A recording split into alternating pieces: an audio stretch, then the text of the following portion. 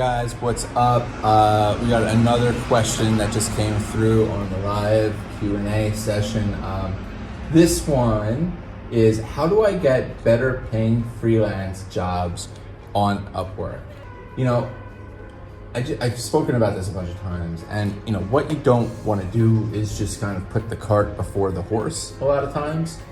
The high paying jobs are going to come naturally and organically the more you're on the system. So, you know, I know a lot of people like start on the system and they expect, you know, to get like $10,000, $20,000 projects, but things never go like that. And if you're trying to set your projects up to be that, like have a fixed rate or have like a, you know, 5 or 10, or, you know, these $1,000 projects, it's a very tough sell because clients are looking at that price and being like, wow, I don't have $10,000. They're not thinking, well, it could be down the road 6 months before it reaches $10,000. So, you know, ever since the beginning, with the exception of the first gig that I've done, I think was the only time I actually charged for a fixed rate, unless it was like very specific, like something was broken and I knew how to fix it, or very, very finite terms. Like, do not ever lock yourself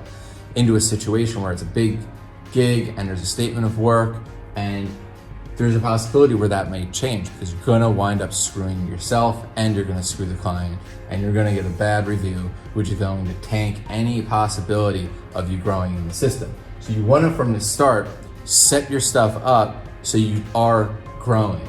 Now, when I'm looking at projects, I'm not thinking at all about their budget whatsoever. I'm thinking about my business and how I can help their business, okay?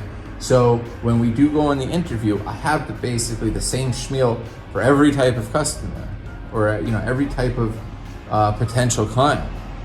And that's, okay, we're talking, we're having a great time, and the next phase of this is for me to start like reviewing their online business and then doing what I call like a mind map, and then we have another meeting. So that's about 3 hours of time.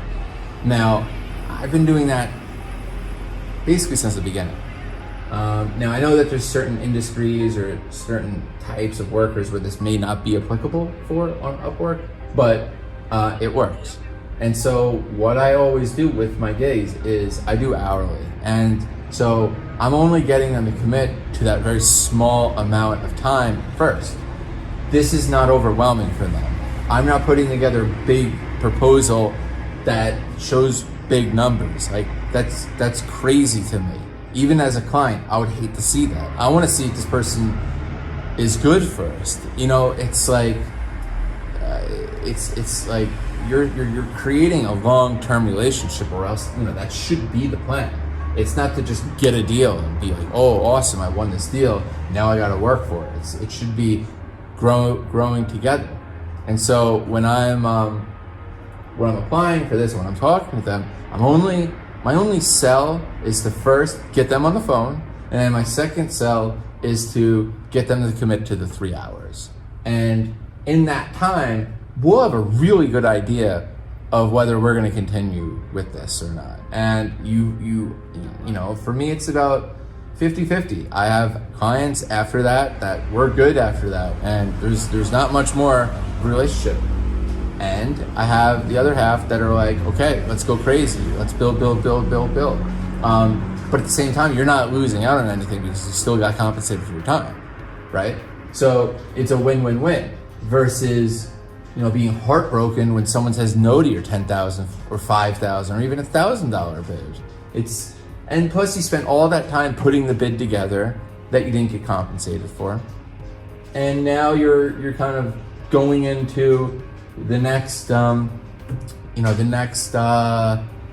bid like with a loss, and you don't feel good about that. Versus if you just would have committed to something small, hopefully it'll grow. I often tell this story about my first client, and that was just a $45 gig.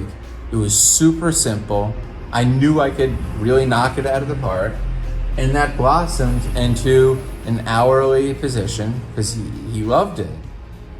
And you know, from the start, I wasn't all up on him to try and get like a crazy contract out of him.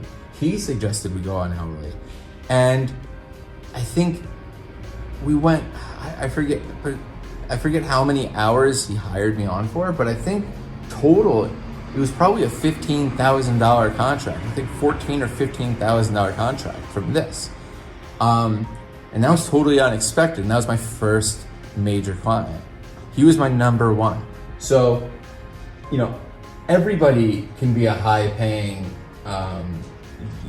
client on Upwork if you keep the relationship going. It's not gonna just be one and done. It's not just gonna be like, you get that bid approved and they're gonna send you over the cash and now you just sit on it. No, it comes with future work. So I don't like doing that stuff. So I hope that best answers the question. And then as you do that more and more, if you're concerned with your hourly rate, and I just talked about this in another question, but I typically gamify it, and after every successful gig, I give myself a pat on the back and a raise, and so it's like, it makes it fun, it makes it new, because you're always like working for a new hourly rate that is more than you were last making, which is crazy, because you can keep playing this game for years and you start looking back and you're like, oh my God, like I was so psyched about $75 an hour. Then I was so psyched about $100 an hour. I'm like, wow, I'm making like as much as some doctors make. Like, this is crazy. And then it just kept going up and up. And you find that like you reach these tiers, and it gives you the ability to like reflect back on it and show proof that other clients are paying this and they're happy. And that's your best ally when negotiating with future clients. So, again, stop focusing on putting these big bids together and start focusing on creating a consistent, growing business on Upwork. So, or on any freelance platform. So I hope that answers that question. If you have any more, send them my way. This was how do you get better paying freelance jobs on Upwork. Thanks.